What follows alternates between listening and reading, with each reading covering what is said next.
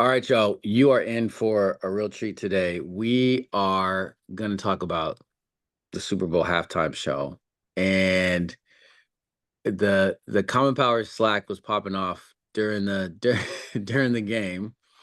One because we needed Donald Trump's team to lose, um, and that came true. But two because the halftime show was super dope, and there were so many layers in the halftime show that people were going back and forth, and Jordan was like, "I will help y'all decode this in a video or something." And I think he meant later, but I was like, "Jordan, let's go tomorrow. Let's hop on tomorrow, man. We need to decode this thing for the people." So we're gonna actually go through Jordan's top 5 thoughts on the Super Bowl halftime show, and I promise you're gonna get probably 10 thoughts because Ahmed has 50 and he's gonna share 5 also probably. Yeah, But definitely. you got 3 brothers you're going to talk about this halftime show that Professor Kendrick brought to us, that blessed us with last night. Oh my goodness gracious. Jordan, where are you calling in from, man? Yo, from Chicago, and really excited to hop on, especially for any of my people. Like we want to throw this out that this is just a taste of some of the things that we'll be able to do. We are still getting ready to launch our Chicago hub in March. So the 14th and the 15th, CP staff will be here in Chicago. We're getting together to do some community building, some work, and looking forward and having some of these kinds of conversations. So I'm really I excited to love it. be on with That's y'all, and exactly. getting to do this. Hey, Chicago is going to be, yes, if you're in the Chicago area, you have to come. If you're watching this and you're in the Chicago area, come to the hub launch next month. Jordan's running that for us. Ahmed, you're calling in from Brooklyn still? I'm from Brooklyn. Okay. East All Coast is right. popping off. We're all surrogate Eagles fans Are today. you claiming the Eagles? I was actually Eagles fan when I was young. Oh, for I used real? to like McNabb. I remember McNabb was like one of the few black Oh, quarterbacks. Donovan, man, Yeah, Donovan. yeah. Okay, So all right. so So you can claim being a fan for a long time. Speaking of black quarterbacks, this is point number 0, I guess, is like, man, 2 black quarterbacks in the Super Bowl. This was like a sub point. This wasn't even one of the major point of the night. Is this because we're anti-DEI now? Is that why?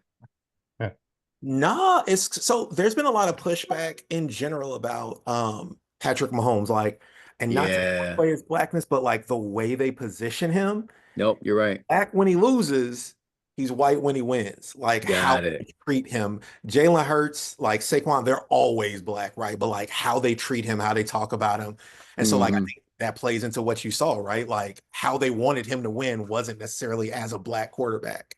Got it. Got it. Okay. All right. So let's dig into your top 5, man. All That's right. the last time we're gonna see Mahomes' name during this. I'm All right. joking. So this was fun, right? And so I mean, we're gonna start with you because we had Uncle Sam Ewell, right? Like so Samuel L. Hmm. Jackson in his full I want you, Uncle Sam, get up. I think that was like the first thing that really stood out because we had that iconic image and just like really briefly for folks who apparently have never seen those like old war recruitment posters of the old white man with hair telling folks that he wants them for the United States military. We got a spin on that. So, Yep. like, Okay. what did y'all make of that first one when you saw Samuel L. Jackson, Mr. Well, Avengers? hold on. So All go through. So we're gonna talk about Uncle Sam. right. Kendrick really hates Drake. Okay, we're Okay. gonna talk about that. We have to. Okay. And that's not just Drake as a human That's not just being. Drake as a person, even though it is that. It's like this is bigger than that. It's bigger. Like the fact that Not Like Us took off is emblematic of so many other things and Okay. Kendrick's career in that. Okay. We can't like we're gonna start with Uncle Sam, but we're gonna have a conversation around Uncle Snoop because even though we had the halftime show, we also had Hmm. all these commercials with someone who has had one of the quickest falls from grace in the last month. Mm. Um, Okay. All right. That we'll debate that. Okay. hey, too big to rig. So like I even got to show Charles a little something with this. So we're gonna save that one, but definitely how Okay. the game played out was emblematic of a few other things where it was too big to rig. And Okay. Kendrick had this line that I think really resonated with a lot of us, but like, yo, Mhm. revolution will be televised. You had the right time, but the But the wrong guy. wrong guy. I So love that, man. I that's love kind of that where we're line. taking this one. Okay, all right. Okay, so we're gonna end with that. Okay, so let's start with Uncle Sam. And I don't know, Ahmed, if you could find an image of the original, because you're right. When it comes to some of the like Gen Zers, I don't know if they know like what the like iconic Uncle Sam image is, the like the war image. It's There's this. there's Uncle Samuel Jackson, right? But the iconic like Uncle Sam image is there we go. There we Yeah, go. Uncle Sam. He wants you. Uncle Sam wants you to enlist. Basically, it was a war recruitment propaganda. Yep. Okay. All right. And it's become like a symbol of like a mascot for the country. All right, but what did you think when you first saw this one, Jordan? So I think it's really interesting that we get, and it's why these two things exist together for me, like Snoop and Samuel L. Jackson. But like, you had something that was used for propaganda, used for military recruitment, and is in Mm-hmm. some ways supposed to be this iconic image for America being subverted by Samuel L. Jackson, right? Mm-hmm. The guy who, for so many, is an uncle, but he's also the one that will give you those hard truths, this iconic voice, and not playing into the roles that I think a lot of Hollywood has put him in, of like the black sidekick in a Tarantino movie, or Yeah. the guy who will say the N word, but also like Mm, will let you say it. Whatever. This is him being front and center in his blackness, in his historical blackness, and like saying the things that we would associate with him, but like in a way that subverts it. So like, yo, you being too loud, too get like right, like too ghetto.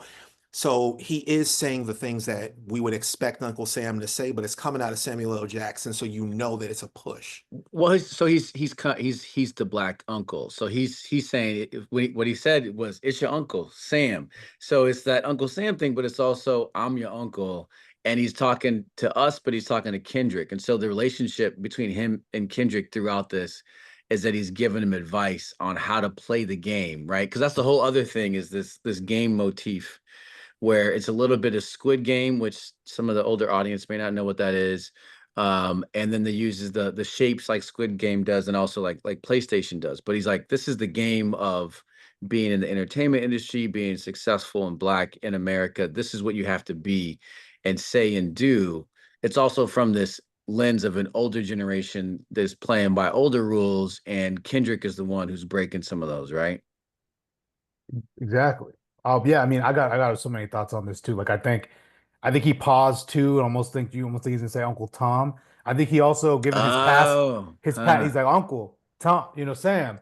But like he also played an Uncle Tom. Number two, he played Uncle Tom, right? So we Yeah. know Oh, him in yeah. that Django role. But basically, I think he represents like a placation of, white America, right? Like a representation Mm, of like a black person who's trying to appease what, the palatable version of blackness hmm. is. And he's like, don't be too ghetto, don't be too loud, play the game. And he's Yeah. like trying to say like this is a patriotic black person, kind of like, feels almost his performance almost felt like Terry Crews. Like here's a Mm, sanitized black guy who's just like, you know, I'm here to represent, and he's like, don't be too loud, and like coaching Kendrick on to tamp down his blackness, and meanwhile Kendrick's being defiant. hmm. And I almost feel like that's also a factor there too. But even I if we take it in that meta sense, right? Like yeah. you could almost take it as though like it's the kind of commentary on how to have a good halftime show, right? Because what's been the True. most recent critique of the last halftime performance? It's too It's black, black, ethnic hip exactly. hop. Why is Beyonce here? People saying it's like, I miss when Coldplay and stuff was on. So it's like that tongue-in-cheek kind of advice of like, you're doing too much, right? Like we know the feedback we're gonna get. And what is the feedback we got? Exactly what they were kind of poking at, right? Like, I can't Mhm. understand them. Like, this is a D. Someone, one of the comments was literally, "This is a DEI halftime show," We knew that was coming. We knew that. right? Yeah. Yeah. But so you get him like being kind of this interlude of telling him, it's like, "Oh, you're being too loud." Like, you know what they're gonna say, Hmm. so you get that kind of meta commentary on the halftime show itself.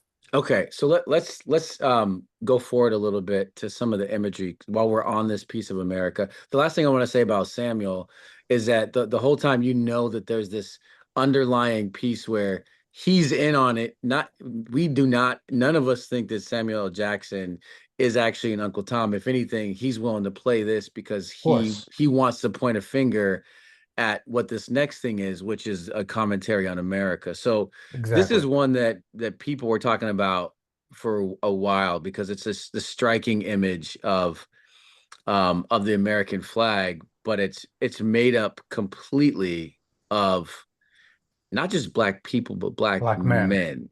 These are a bunch of black men. What were you thinking when you first saw that, Jordan? I mean, well, one, obviously you get the flag. You get Kendrick in the middle of a divided country, right? Oh A my divided flag. goodness. I didn't. So Yeah. Okay. yeah, so look Okay. at it. You get Kendrick in the middle of this divide.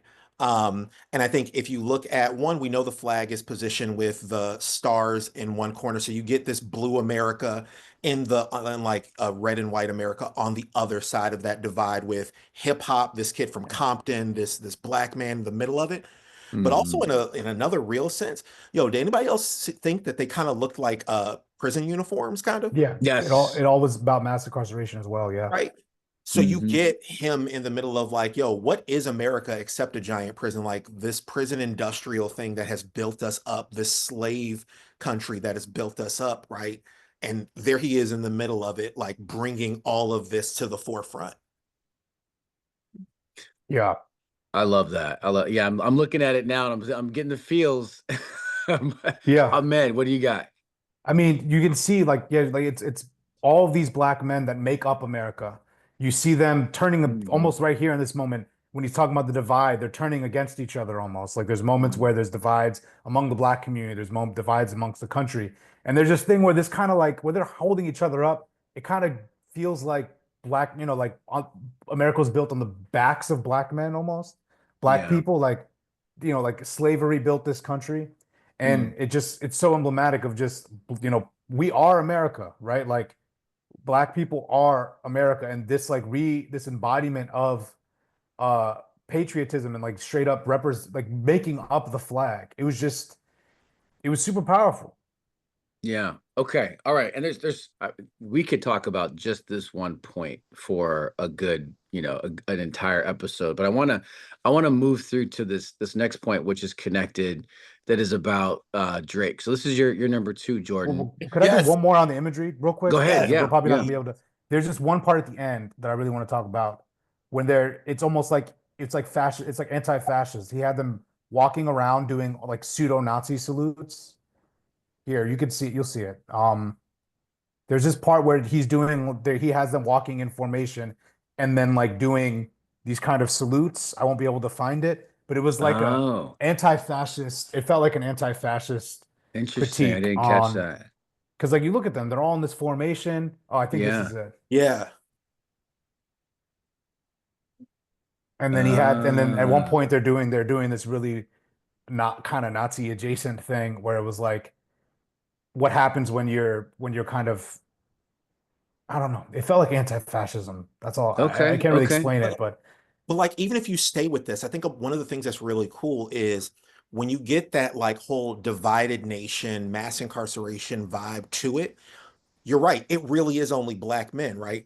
But then when Hmm. we move into all the stars, Luther, we get this Afrofuturism, this like this softer feel, this rehumanizing. That's when you get SZA. That's when you get Serena. Even though they're having fun with it, you start to get some of the songs that are both combative to some of those toxic images, but also rehumanizing. And that's when we Yeah. have the introduction of black women into it. And it's really fun I love that. I love that. Okay, yeah. so let's move on to yes. the Kendrick Drake thing. Yeah. I will say that everybody listening to this knew that there was a beef. And just to summarize, Kendrick won the beef, but he won it with this Not Like Us record that is won a Grammy now for the song of the One, year. five, Won multiple Grammys. I don't know, but the point five is that Grammys. this has been, yeah, 5 Grammys. This is he has it turned from a rap beef into a cultural phenomenon. and a statement about where hip hop was or where the entertainment industry was. So we know that he's got, this is when he smiles at the camera and he Yeah, says, this is the most iconic he part. says, hey Drake, right? So he You just say addresses him Drake. directly because this is in the lyrics. He talks about the rumors around Drake. But the point, I guess, I don't want to spend too much time rehashing the beef, because there's a broader point about what Kendrick represented, and then what Drake represents as an artist, Jordan, that we were talking about. Yeah. Like one of the reasons this got so big, and I mean, this is Kendrick's second big performance with this song. And I think that's important because the first one was full of people. Like it was another full stadium, but it brought so many people together. You had athletes, musicians out on stage singing this. And one of the things Oh, that, gang members. I mean, to the yeah, point of the red and the blue here. I mean, right here, it's you had America, but it's people also in the Crips and Bloods. alternative social clubs. Yeah. Some of us Oh, is might, that what you call them? alternative social clubs That's right. You're showing right. solidarity, Alleged. Yeah, alleged yeah, yeah, social clubs, yeah, color affiliated yep. members, but like all together because this was about authenticity versus commercialization in so many ways, right? Hmm. This was, you can't come to the hood, you can't come to these communities, you can't come into our spaces and try to commodify them and then step out. And that's been a whole part of not just this beef, but also like the push that Kendrick has always thought he's a part of and always felt he's a part of. Hmm. And so a lot of what you've seen is, yes, this is Kendrick really hates Drake, but it's also other artists have brought this to the forefront and like really taken this run. And you even saw it in how the teams were positioned in the Super Bowl of like authenticity, originality, right? Like how the interviews were played out. Like we were kind of talking about Jalen Hurts knows what he's saying, right? Like, Yeah. I'm gonna give you the real. It's that Hmm. spirit of like, you can't commodify me. You're not gonna sanitize what I'm saying. I said what I said and I thought about it, right? Like, and I'm a Oh whatever. yeah, you're talking about when they asked him. Well, one of the things is he asked him, "What does he think about Trump coming?" And he's like, "Hey man, anybody can watch the game. I'm gonna play the game." And they Yeah. asked him Mahomes, and Mahomes was like, "I am so honored that Donald Mhm. Trump wants us to win. This is the best thing ever." Yeah. Yep. And so like you're really seeing a lot of that push. I mean, like even to have Serena out there, which yes, there are so many other drama things, but like how much has Serena been vilified for not Yeah. playing like whatever we think a tennis player is supposed to be? And no, so you've Yes. really seen a lot of this push in our arts and around Kendrick's art around like, this is what our authenticity is. This is how we want to show up in spaces. And I'm going to put the needle, put my foot on the neck of the person who, when you want to be Jamaican, you want to be Jamaican. When you want to do R&B, when you want to be all this, you're gonna go to different places and commodify this Yeah. Black American experience. You're So talking about Drake. Yeah. Yeah, and this is one No, of the no, things this is where I mean, it was go Ahmed, go ahead. no, I mean this is difficult for me as I'm a Drake fan, as well as a Kendrick fan. This is a Hey really man, I like it's been a Drake a really lot hard, tough too. time. Been a tough time for me and the other draconians of our group. But I will say though, is like even as a Drake fan, I was first the biggest. I was a Tupac fan. That was yeah. my initial thing when I was growing up, and like Kendrick's really embodying that. Even as someone who's like been like a rabid like Drake fan for most of my life, like I can admit Kendrick's the one who's living up to the Tupac, the Hmm. pre-Thug Life. For those who know, pre-Death Row Tupac, which I think he really lost his way once he hooked up with Suge Knight. But basically, to keep your head up, Brenda's got a baby. The Yeah. message of like what hip hop should be telling stories about the America, pointing to these issues and really embodying that. And that's what Tupac did. And I think Kendrick's the one who's actually living on Well, that legacy here. And he's yeah. like going, like what Jordan, what you're talking about, going against this commercialization of hip hop that has happened since Biggie and Tupac died, that we've Well, and seen just running I think rampant. that I think the biggest, and we can move on after this one, but the biggest, one of the biggest issues around entertainers, hip hop artists, people who like became leaders in the industry and then were seen as leaders in life in general, especially for some young folks, is, as Black men, when these young Black kids are getting murdered and you have this platform, like, are you speaking up about this? And Yeah. Drake wasn't. And I remember living through those years, and I've got two sons. I got two little black boys. And whenever they left, I was like, yo, are they coming? You know, we are in white Seattle and they stood out like crazy. So it was like, yo, I noticed Drake he wasn't saying anything during this time. You know, that the height of Black Lives Matter, he wasn't like, yo, I'm with the movement, or let me add in these subversive lyrics or anything. The He only time missed he that whole point.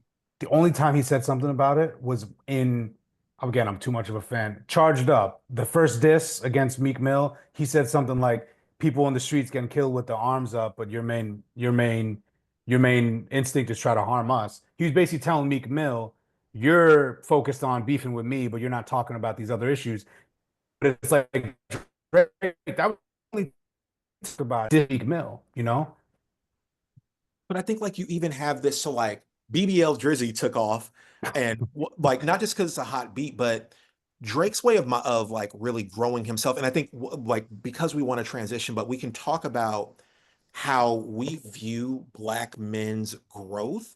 And I Mm. think that there is a direct correlation between what he called out as Drake's big growth, which was like, let me modify my body, right? Whereas with Kendrick, you saw on Mr. Morale, he talks about therapy. And it's very similar to what we had with Jay-Z in 444, where he's like, there are some things that are broken in me. Yeah, I want to get better. Yeah, Right. Like, yeah. so yes, I do. I run 6 miles a day and do all my push-ups and get my body right. But like the real growth that I want to see us making, I want to see us moving forward with is how am I healing all these traumas, all these things? Because like Kendrick Mm. talks about a legacy of lifetimes. Like, yo, I would have killed this person if I, like when I was younger, if I hadn't done X, if I hadn't started to look in me.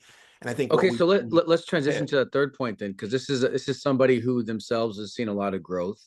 Used to be about that life when he was young. You talked about Death Row Records, Ahmed, and he was right there with Tupac, and that's Snoop. Snoop went from would you say a social club social club leader or a yeah, an significant alternative social club member. alternative social club street leader to one of the most successful hip hop artists and pop artists in the country, and somebody who's been kind of an arbiter of the culture for a very long time. And then you see Trump get inaugurated, and Snoop is at one of the inauguration parties performing, and now he's on these videos with Tom Brady, who is a Trump supporter, talking about stop hate, which feels in this moment to be something that is, you know, after you win an election and you win an election based around divisiveness, and then you get behind a bunch of commercials that are about, hey, let's stop fighting with each other. That sounds like you want us to stop pushing back against you. Is that how you saw this, Jordan? That's 100% how I saw it. But I think that we've seen the full arc, right?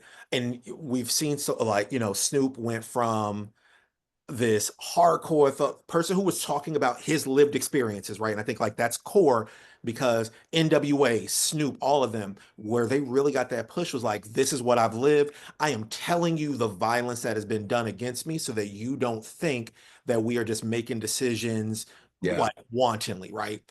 And then we And that saw was game changing. That was that was game changing game, because right? there were no news reports or documentaries about the hood. Exactly. Rappers were the first people to tell America how the hood experience was. Man, and like how he set up is like they ain't got no love for Dr. Dre and Snoop, like that brash nature.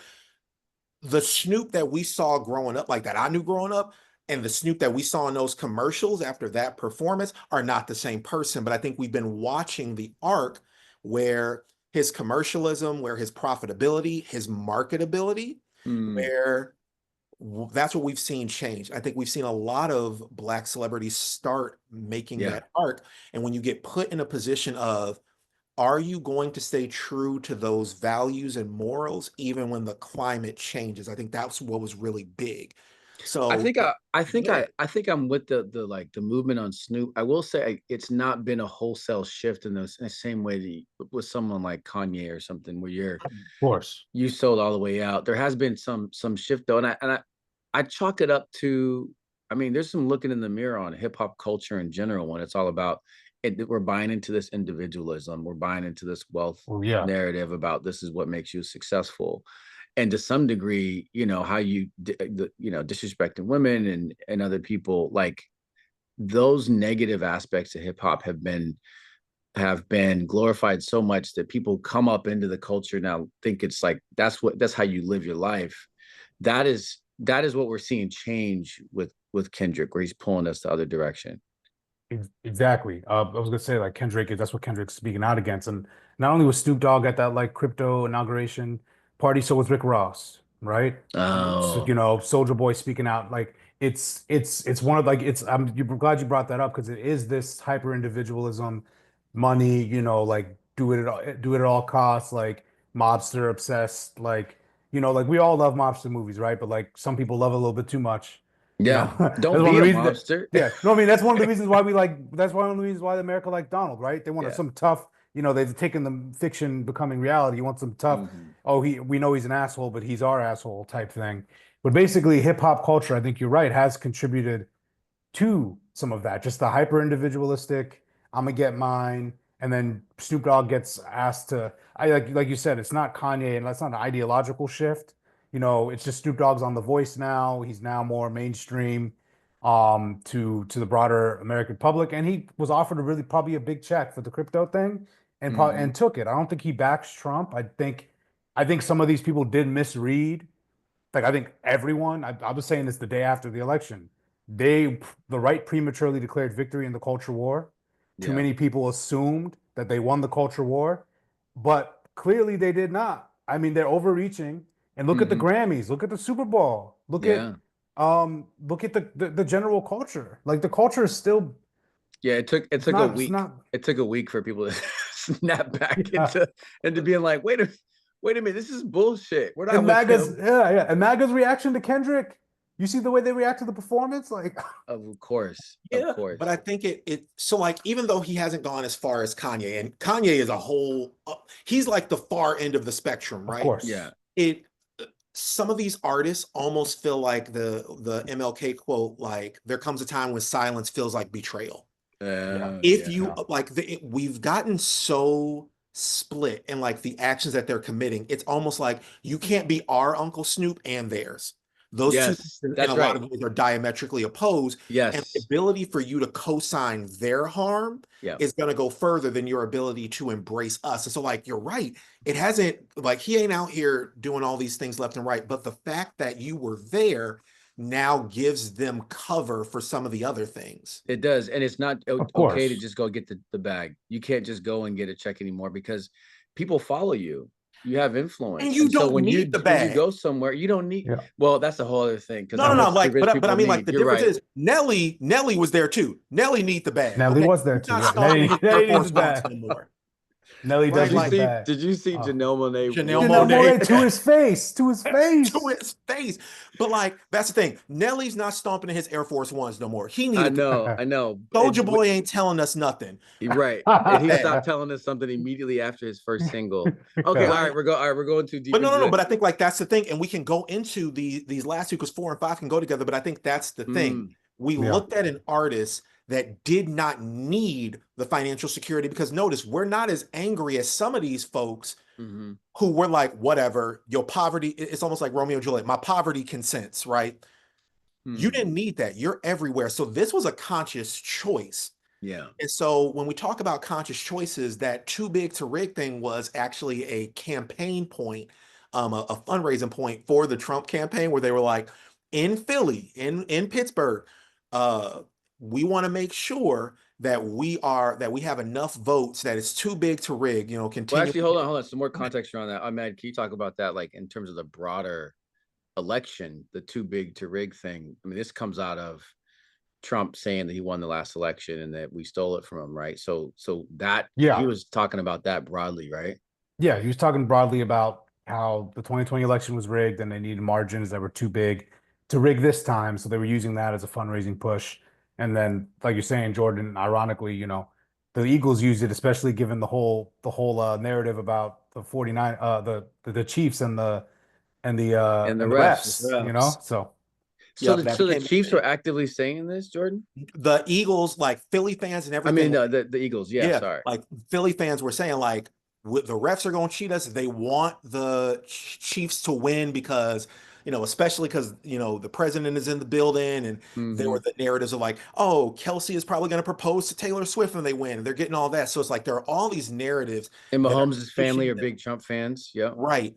Brittany Mahomes, big Trump. So it's like Philly was like, yo, if we're going to win, it's got to be too big to rig. So reclaiming that and Got saying it. like, we can't just win. We've got to whoop them, right? Like, Okay. we got to make it so that it's not even close. And you saw that play out in the game. It did. They did. They fulfilled the need, and the significance of Philly being this in the swing state of Pennsylvania. That was a massive. I mean, all eyes on Pennsylvania for the entire year 2024. We spent a ton of time out there. 4 or 5 weekends. We were knocking on 10,000 doors a day out there at the very end. Okay. All right. So this last point is maybe my favorite.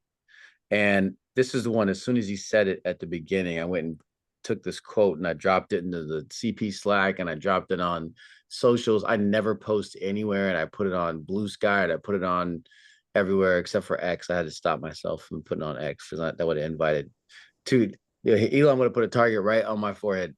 But he says the revolution will be televised.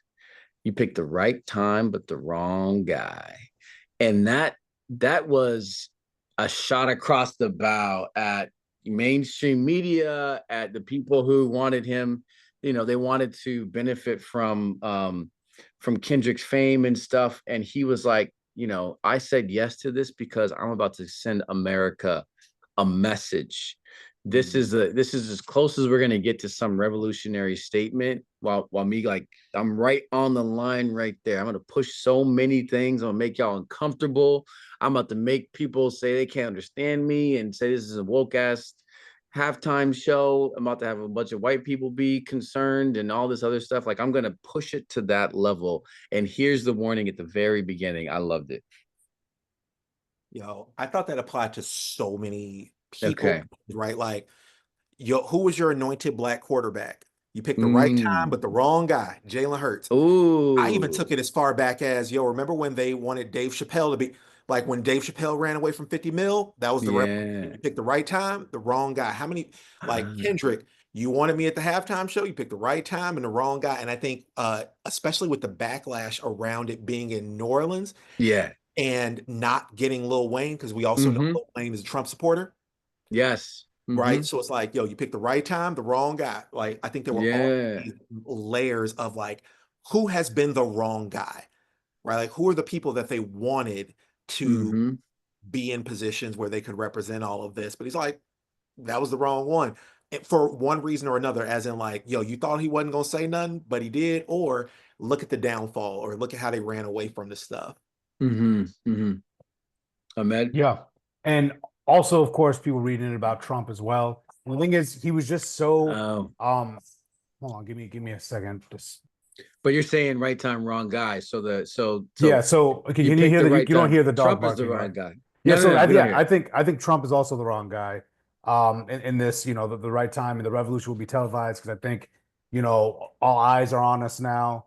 He could have even said if he could have come up with a new lyric, he could have been like, it won't be it won't be televised, it'll be TikTok. It's like it's Mm. everywhere, right? So it's gonna be televised, but not only that, what he said was so subtle. There was so many subtleties to it. Like you said, Jordan, he walked up to the line and didn't say the next thing. He didn't say, and he didn't give enough ammo. Conservatives couldn't explain why they were pissed because he didn't Yeah. give them enough ammo. He That's was just, good. he just, it was, and then some people were so dumb that they thought he was, oh, they're like, oh, look at the American flag. He's being so patriotic. So some Republicans were praising him, not realizing it was a critique. That's how subtle the art was. Yep. So there's that. And he also said 40 acres and a mule, Oh my and gosh. like talk about Yeah. America's broken promises to Mm-hmm. to black to the black Americans, the black community, and that the wrong place, wrong guy thing. I mean, I think it, like you said, Jordan, can be read about so many different people. Also, I think it included Donald, and I think it included like, um, this we're in a great time. We're in a great time right now. I think we just chose a really terrible, human being to lead it. Like, I think Kendrick understands that the culture is really well positioned right now. Like Mm. the country is like technology. I mean, everything would be great if we didn't have a lunatic who is Yeah. just trying to force us back, And I think there's just layers to it. Jordan, you wanna have the final word on this analysis here? Absolutely. I think, and it's kind of what we kicked around already, right? Like, because I'm sure some people, we know that there were plenty of people who were like, I don't care about the Super Bowl. I'm not going to watch it. Like, I don't care about these things. And we kind of had like, yo, why are we even talking about this? Because like, there Hmm. are so many people that their livelihood, their platform is sports, their platform is music, right? Like, and they're not going to give that up.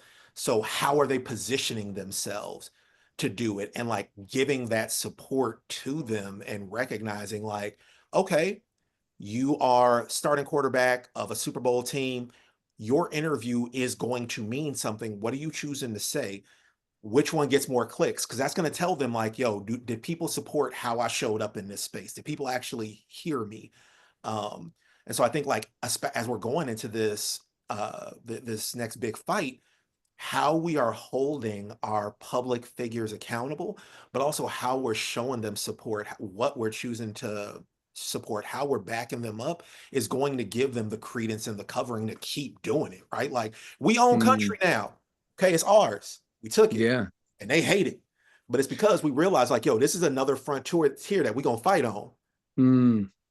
Well, I think on that point, and the broader point you're making, I remember in the first Trump term, the resistance comes in many forms, and people they found ways to fight back in many ways, and I think all of them are valid, and especially when you look back at when you look back in time and history on resistance efforts, it's actually the music and the arts get elevated in terms of their Yeah. meaningfulness and the role that they play in times where people are really pushing back against massive forces. And I'll never forget, this, superhero movie from, with this character that no one ever heard of, outside of it sounding like a real life civil rights movement group. This debuted in 2018 is when this came out. Going to go see Black Panther in the movie theaters felt Hmm. like resistance to the first Trump Exactly. term. It felt We like made Wakanda in the movie theaters. It was and fun. yeah, it was this global thing actually, where we were pushing back against something in the way that we could, and we came together to do it. And that's just one example. I mean, there's also when you start seeing in basketball, in women's basketball, some of the first ones to come out and talk about the killings of young Black men and boys, like that is it came through sports as the first megaphone. They're doing warm-ups and they got these shirts to talk about the shootings.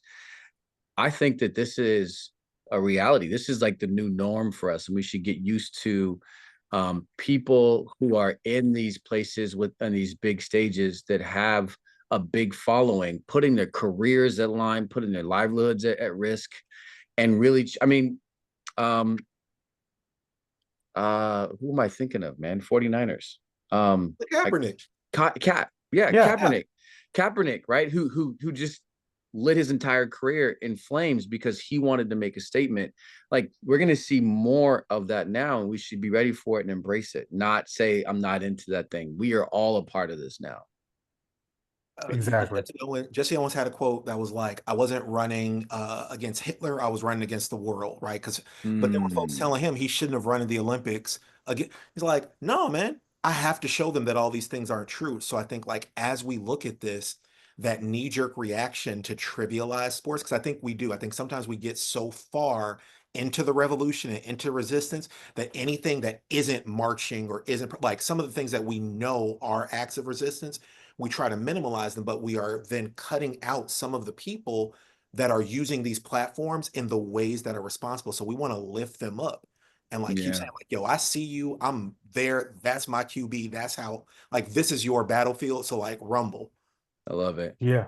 Film too, like, I remember before the election, or right, if Trump won, my fiance was like, "Oh, if Trump wins, the best, movie will be Wicked. The best Trump era movie will be Wicked, Hmm. right?" And I was like, "What are you talking about? It's gonna be Gladiator 2. It's very clearly anti-imperial, right? It's very clearly like anti-imperial, right?"